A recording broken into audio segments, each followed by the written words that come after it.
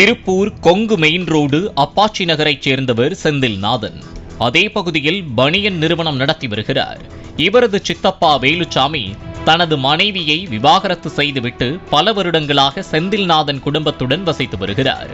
மேலும் தனக்கு சொந்தமாக கொங்கு மெயின் ரோட்டில் இருந்த 7 சென்ட் நிலத்தையும் செந்தில்நாதன் பெயருக்கு தான செட்டில்மெண்ட் எழுதி கொடுத்ததாகவும் கூறப்படுகிறது.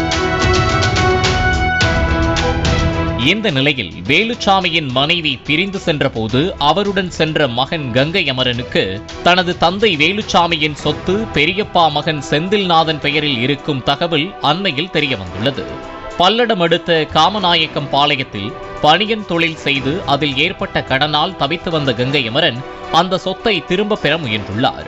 50 லட்சம் ரூபாய் மதிப்புள்ள அந்த நிலத்தை தனது பெயருக்கு எழுதி வைக்கும்படி பல முறை செல்போன் மூலம் கேட்டு வந்ததாகவும் செந்தில்நாதன் தரப்பில் கொடுக்க மறுத்ததாகவும் கூறப்படுகிறது.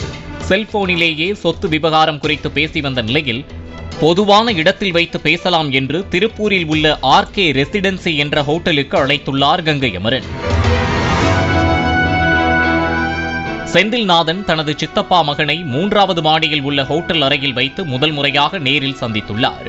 அங்கு வைத்து மீண்டும் சொத்து தொடர்பாக பேசும்போது தனது தந்தையின் சொத்தை தனக்கு கொடுத்து விடும்படி கங்கை அமரன் கூற, சிறுவயதிலேயே சித்தப்பாவை கவனிக்காமல் விவாகரத்து பெற்றுவிட்டு சென்றவர்களுக்கு சொத்து மட்டும் எப்படி கிடைக்கும் என்பது போல செந்தில்நாதன் பேசியதாக கூறப்படுகிறது.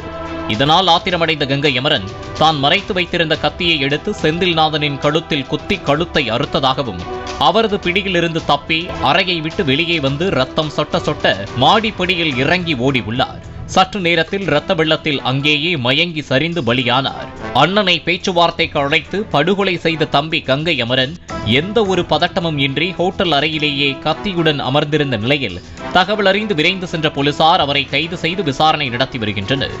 செந்தில்நாதனின் உடலை கைப்பற்றிய போலீசார் பிணக்கூர் ஆய்விற்காக அரசு மருத்துவமனைக்கு அனுப்பி வைத்தனர்.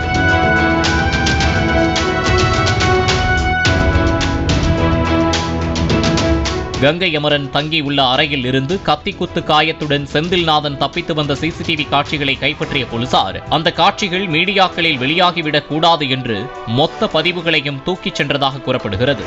பனியன் தொழிலில் ஏற்பட்ட நஷ்டத்தை ஈடுகட்ட இயலாததாலும் அப்பாவின் சொத்து தனது கைக்கு கிடைக்காத விரக்தியாலும் கங்கை அமரன் எப்படி ஒரு கொடூர செயலை செய்ததாக தெரிவித்ததாலும் சொத்து தர சம்மதிக்கவில்லை என்றால் செந்தில்நாதனை கொலை செய்ய வேண்டும் என்ற திட்டத்துடன் முன்கூட்டியே தனது பேக்கில் கத்தியை எடுத்து மறைத்து வைத்ததாகவும் போலீசார் தெரிவித்தனர்.